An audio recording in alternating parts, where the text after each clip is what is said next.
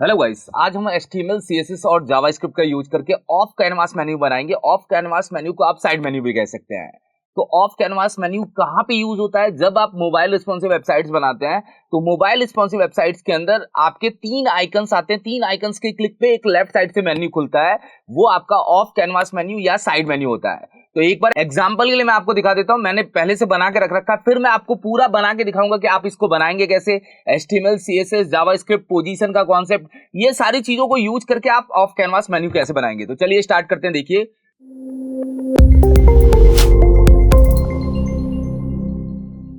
देखिए ब्राउजर में मैंने यहाँ पे स्क्रीन खोल रखी है और यहाँ पे तीन लाइंस आपको नजर आ रही है। तीन लाइंस के क्लिक पे एक मेन्यू लेफ्ट साइड से खुला हुआ आया है। जो ये लेफ्ट साइड से मेन्यू खुला हुआ है, ये आपका ऑफ कैनवास मेन्यू है। इसको हम मोबाइल में भी देखेंगे, मोबाइल के केस में भी देखेंगे। तो मोबाइल के केस में भी क्या होगा, ये लेफ्ट से खुला हुआ आएगा।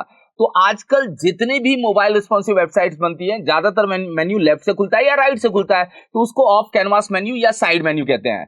इसको बनाने के लिए आप क्या क्या प्रोसेस करेंगे, क्या क्या तरीका यूज करेंगे, वो सारा कोड मैं आप लोगों के सामने लिख के दिखाऊंगा, इसको बना के दिखाऊंगा। थोड़ा सा जावास्क्रिप्ट का यूज होगा, जावास्क्रिप्ट का भी यूज करके हम यहाँ पे क्या करेंगे देखेंगे, जिससे आप इसको आसानी से बना पाए। तो चलिए हम स्टार्ट करते हैं। देखिए मैंने यहाँ पे एक फाइल बना के रख रखी है, मैं आपको दिखा देता हूँ, offcanvas.html। हम यहाँ पे HTML टैग स्टार्ट करते हैं, क्लोज करते हैं।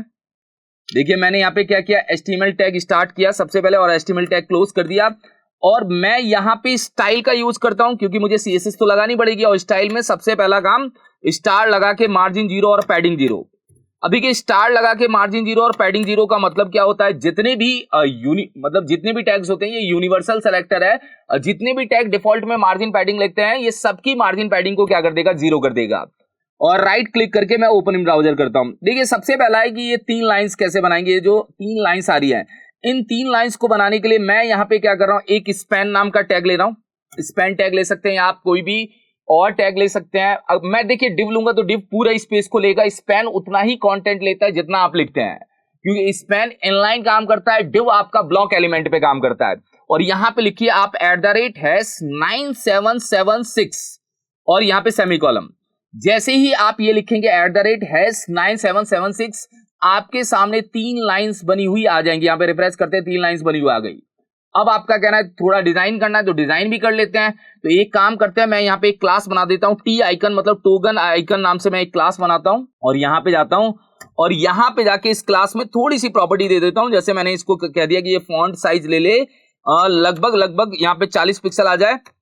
और यहाँ पे हम रिफ्रेश करते हैं, ये 40 पिक्सल आ जाएगा। थोड़ा सा मार्जिन ले ले, तो मैंने यहाँ पे मार्जिन दिया 10 पिक्सल का, कि 10 पिक्सल का मार्जिन आ जाए, जिससे ये थोड़ा सा चारों तरफ से 10 पिक्सल खिसक के आएगा।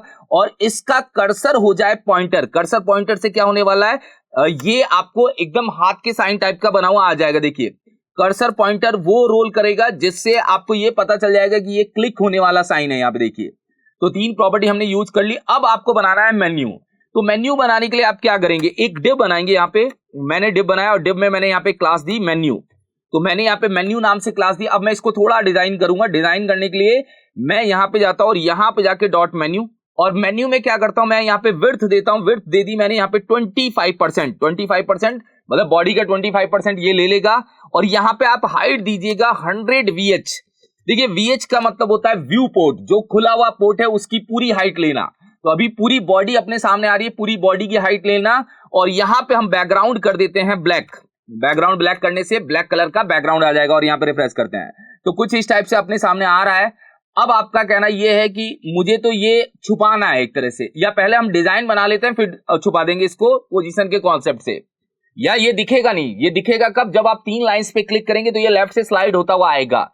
तो पहले हम बना देते हैं। चलिए हम यहाँ पे क्या करते हैं, H2 टैग के अंदर लिख देते हैं लोगो। यहाँ पे हमने लोगो लिख दिया। और यहाँ पे एक फॉन्ट फैमिली स्टार के अंदर ही यूज कर लेते हैं sans serif. Sans serif system में होती है, आप सिस्टम की ही फॉन्ट फैमिली क्या कर रहे हैं, यूज कर रहे हैं। और यहाँ पे हम रिफ्रेश करेंगे तो लोगो यहाँ पे आ जाएगा। थोड़ा उसको भी डिजाइन कर लेते हैं। मेन्यू के अंदर अपना कौन सा टैग है, H2 टैग है। मैं यहाँ पे गया और मैंने यहाँ पे H2 टैग को टारगेट किया। सूडो स्टेट्स के थ्रू मैंने H2 टैग को टारगेट कर लिया। और मैं यहाँ पे कलर क्या कर दूंगा, उसका व्हाइट कर दूंगा। कलर मैंने यहाँ पे व्हाइट कर दिया। और मैं साथ में यहाँ पे पैडिंग दे देता हूं, मान लीजिए 25 पिक्सल के आसपास। तो थोड़ा सा ये चारों तरफ से क्या होगा, खिसका हुआ आ जाएगा। तो लोगो आ चुका है अपना। अब आते हैं मेन्यू की बात। तो मेन्यू के लिए हम यहाँ पे ULLI का कॉन्सेप्ट यूज करते हैं। ULLI के कॉन्सेप्ट से मेन्यू को बनाते हैं, और मेन्यू लाइन बाय लाइन चाहिए तो लाइन बाय लाइन लाने के लिए आपको कुछ करना ही नहीं पड़ेगा, क्योंकि डिफॉल्ट बिहेवियर मेन्यू का लाइन बाय लाइन ही होता है। ULLI में जब भी आप मेन्यू को बनाएंगे, अगर आपको एक लाइन में लाना होगा तो डिस्प्ले इनलाइन ब्लॉक यूज कर सकते हैं या डिस्प्ले फ्लैक्स यूज कर सकते हैं। अभी तो अपने को मेन्यू नीचे नीचे लाना है, तो हम ULLI के कॉन्सेप्ट से मेन्यू बना लेते हैं, और यहाँ पे एंकर टैग का यूज करते हैं, anchor tag start, anchor tag close, और यहाँ पे H रेफरेंस में अभी मैं पास कर देता हूँ हैज, और यहाँ पे मैं लिख देता हूँ होम। मैंने यहाँ पे होम लिख दिया एक बार, और ऐसे ही क्या करता हूँ, टोटल मैं यहाँ पे टोटल 6 मेन्यूज आपके सामने बना लेता हूँ। देखिए यहाँ पे अबाउट हो गया, मैंने यहाँ पे अबाउट बना दिया। यहाँ पे हम कोर्स ले लेते हैं, चलिए मैं इसको भी कैपिटलाइज के फॉर्मेट में लिख देता हूँ। यहाँ पे कोर्स ले लेते हैं, कोर्स लिख दिया मैंने। यहाँ पे मैं गैलरी ले लेता हूँ, गैलरी लिख दिया मैंने, और यहाँ पे मैं ले लेता हूँ कॉन्टेक्टस, और मैंने यहाँ पे कॉन्टेक्टस लिख दिया। एक बार आपके सामने कॉन्टेक्टस लिखा हुआ आ गया, और मैं यहाँ पे क्या करता हूँ, एक और मेन्यू ले लेता हूँ इंक्वायरी नाम से। तो टोटल मैंने 6 मेन्यू आइटम्स आप लोगों के सामने क्या किए हैं, लिए हैं। मैंने यहाँ पे इंक्वायरी नाम से मेन्यू क्या कर दिया, ले लिया। तो टोटल कितने मेन्यू आइटम्स है, टोटल 6 मेन्यू आइटम्स है। राइट क्लिक करके ओपन इन ब्राउजर करते हैं। यहाँ पे आगे देखिए थोड़ा डिजाइन कर लेते हैं। डिजाइन करने के लिए सेम प्रोसेस है, यहाँ पे जाते हैं और यहाँ पे जाके मेन्यू के अंदर आपका होगा UL, और UL के अंदर LI, और LI के अंदर A टैग। ए में आपको कुछ नहीं करना, आपको ए में करना है डिस्प्ले ब्लॉक। तो डिस्प्ले ब्लॉक क्या करेगा, इसको डिव के बिहेवियर में दे देगा, मतलब ए क्या करता है उतना ही स्पेस लेता है जितना आपने लिखा है।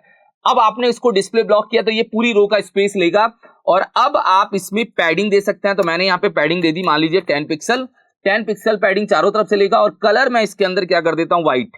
तो ये व्हाइट कलर में अपने को नजर आएगा। टेक्स्ट डेकोरेशन नन कर देता हूं, जिससे वो जो अंडरलाइन आ रही है वो अंडरलाइन हट जाएगी।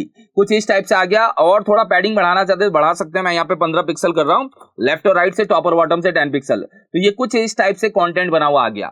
मगर हमारे इस डिजाइन में एक चीज नोटिस करिए कि यहाँ पे क्रॉस का आइकन भी आ रहा है, तो क्रॉस का आइकन भी हम इसमें बना देते हैं। चलिए क्रॉस के आइकन के लिए हम क्या करते हैं, मेन्यू के अंदर ही एक स्पैन नाम का टैग लेते हैं। चलिए ठीक है, और इसके अंदर @टाइम्स करके आप कीवर्ड यूज करेंगे तो आपके पास क्रॉस का आइकन बना हुआ आ जाएगा। देखिए यहाँ पे रिफ्रेश करते हैं, ये क्रॉस का आइकन बना हुआ है, ऊपर की साइड आ रहा है। तो मैं इसके अंदर भी एक क्लास दे देता हूं, क्लोज नाम से क्लास देता हूं। क्लोज नाम की क्लास में थोड़ा डिजाइन कर लेते हैं, जाते हैं क्लोज नाम की क्लास में। यहाँ पे इसके फॉन्ट साइज को थोड़ा इंक्रीज कर देते हैं, 40 पिक्सल मैंने इसका फॉन्ट का साइज कर दिया। कलर में इसका क्या कर देता हूं, व्हाइट कर देता हूं। कर्सर पॉइंटर, जिससे आपको लगेगा कि ये जो है ये क्लिकेबल है, क्रॉस के क्लिक पे वो बंद हो जाएगा, और 3 जो आइकन्स आ रहे हैं टॉगल आइकन, उसके क्लिक पे ये क्या हो जाएगा, शो हो जाएगा। अब अपना पहला काम ये होगा कि ये जो मेन्यू बनाया हमने ऊपर की साइड, इसको हम दे देते हैं पोजीशन फिक्स्ड। पोजीशन फिक्स्ड से क्या होगा, ये मेन्यू परमानेंट फिक्स्ड हो जाएगा, और इसको बोल देते हैं टॉप से 0। ये बॉडी के टॉप से 0 हो जाएगा और बॉडी के टॉप में चला जाएगा। यहाँ पे आ गया। अब ये 3 आइकन्स के ऊपर आ रहा है, क्योंकि डिफॉल्ट में पोजीशन फिक्स जो है वो बॉडी के रिस्पेक्ट में काम करता है। तो ये बॉडी के पास चला गया, और ये जो आइकन्स है इसको भी यहाँ पे लेके आना है। तो मैं जो आइकन्स मैंने बनाया इसको देता हूं मैं पोजीशन एब्सोल्यूट। तो अगर आपने ये क्लोज आइकन को पोजीशन एब्सोल्यूट दिया, ये क्लोज आइकन, तो ये अपने मेन्यू डिव के रिस्पेक्ट में काम करेगा, मतलब इस ब्लैक एरिया के रिस्पेक्ट में काम करेगा। और मैं इसको दे देता हूं राइट से 10 पिक्सल। तो ये राइट से 10 पिक्सल अपने आप को लेके आ जाएगा। जो ये ब्लैक पार्ट है, ब्लैक पार्ट के राइट से 10 पिक्सल। तो कुछ इस टाइप से हमने डिजाइन को बना लिया। मगर अभी हमें क्या करना है, अभी हमें इसको माइनस में रखना है। माइनस में क्यों रखना है, क्योंकि अगर ये दिखेगा तो मैं 3 लाइंस पे क्लिक कैसे करूंगा। तो पहला लॉजिक ये होगा कि आप इसको पहले से माइनस में रखेंगे। तो माइनस में रखने के लिए जो हमने यहाँ पे क्लास बनाई थी डॉट मेन्यू, बस आपको लेफ्ट से माइनस में 25% कर देना है। तो अभी आपका मेन्यू क्या होगा, बॉडी के माइनस में चला जाएगा, और आप यहाँ पे रिफ्रेश करेंगे तो 3 आइकन्स दिखने लग जाएंगे। मेन्यू है मगर माइनस में हमने कर दिया, तो माइनस में बॉडी के पास में चला गया, बॉडी के माइनस में चला गया। हमें इस 3 लाइंस के क्लिक पे उसको प्लस में लाना है। इस लॉजिक को लगाने के लिए मैं यहाँ पे जावास्क्रिप्ट का यूज करूंगा। अभी हमने डिजाइन का प्रोसेस बनाया है कि हम डिजाइन पे कैसे काम करते हैं, कैसे हमने डिजाइन को इंप्लीमेंट किया है। अब मैं यहाँ पे पूरा का पूरा जावास्क्रिप्ट का लॉजिक लगा के उसको लेफ्ट से लेके आऊंगा, और क्लोज के क्लिक पे उसको बंद भी कराऊंगा। यहां पे मैं 2 फंक्शंस बनाने वाला हूं, एक शो करने के लिए, एक क्लोज करने के लिए। आप एरो फंक्शंस बना सकते हैं, आप ट्रेडिशनल फंक्शंस बना सकते हैं। मैं ट्रेडिशनल फंक्शन का ही यूज करता हूं, नॉर्मल फंक्शन का यूज करता हूं, जिससे आपके सामने सिंटैक्स क्लियर हो। बहुत क्लियर लॉजिक है कि इन 3 लाइंस के क्लिक पे ये जो मेन्यू मैंने माइनस में रख रखा है, ये जो मेन्यू वाली डिव है जो माइनस में है, इसको प्लस में लेके आना है। कोई कुछ नहीं करना, आपको क्या करना है, एक स्क्रिप्ट टैग के अंदर फंक्शन बनाना है। मैं यहाँ पे जाता हूँ, स्क्रिप्ट टैग को ओपन करता हूं, और यहां पे मैं एक फंक्शन बना देता हूं, function show menu. Show menu करके मैंने यहां पे फंक्शन बना दिया। अब देखिए जावा स्क्रिप्ट की हेल्प से हम यहाँ पे जावा स्क्रिप्ट की यूज करेंगे। जावा स्क्रिप्ट की हेल्प से मैं मेन्यू के अंदर एक क्लास और ऐड करूंगा। उस क्लास का काम केवल क्या होगा, जो ये माइनस में है, अगर आप देखते हैं ये अगर माइनस में जो चीज है माइनस में 25%, ये लेफ्ट से क्या होना चाहिए, 0 होना चाहिए। माइनस का मतलब ये बॉडी के इधर है, लेफ्ट से 0 करेंगे तो एकदम बॉडी से चिपक जाएगी। तो आपको एक क्लास बना देनी है जो उसके अंदर ऐड करेगा और माइनस वाले बिहेवियर को हटा के पॉजिटिव कर देगा। तो मैं यहाँ पे एक क्लास बनाता हूं dot S menu. S menu का मतलब शो मेन्यू, और इसको बोल देता हूं लेफ्ट से 0%। बस इसको ऐड करना है 3 लाइंस के क्लिक पे, वो भी किसके अंदर, जो मेन्यू वाली क्लास है इसी के अंदर। मतलब यहां पे वो क्लास ऐड हो जाए और वो क्या कर दे, ये जो इसका लेफ्ट से माइनस में 25% है इसको हटा के पॉजिटिव वैल्यू उसके अंदर ऐड कर दे, वो भी कौन सी, लेफ्ट से 0%। जैसे ही ये उसके अंदर ऐड होगा वो लेफ्ट से खुलना स्टार्ट हो जाएगा। बस अभी के लॉजिक में हमें यहां पे देखना है कि हम जावा स्क्रिप्ट के थ्रू क्लासेस को कैसे ऐड करते हैं, मतलब हम क्लास के कॉन्सेप्ट को कैसे ऐड करेंगे जावा स्क्रिप्ट के थ्रू, ये पूरा प्रोसेस देखना है। तो बहुत सिंपल है, हम चलते हैं नीचे की साइड। हम क्या करते हैं, इसको सेलेक्ट करते हैं, जो अपना सेलेक्टर है, सेलेक्टर क्या है, अपना क्लास। इस मेन्यू वाली क्लास के अंदर ही क्लास को क्या करना है, ऐड करना है। तो बहुत सिंपल है, आप यहाँ पे वेरिएबल बना लीजिए। मैंने वेर बना दिया m, और मैंने यहाँ पे डॉक्यूमेंट का यूज किया। डॉक्यूमेंट एक ऑब्जेक्ट है, डॉक्यूमेंट ऑब्जेक्ट मॉडल का एक ऑब्जेक्ट है।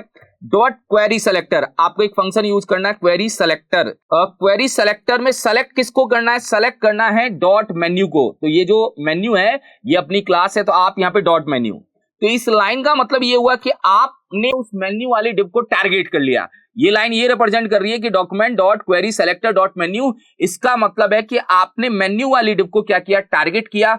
अब टारगेट करके इसके ऊपर क्या करना है, क्लास ऐड करना है। तो क्लास ऐड करने के लिए आपको यहां पे लिखना है m डॉट, और यहां पे एक फंक्शन होता है क्लास लिस्ट, आपको यहां पे यूज करना है क्लास लिस्ट।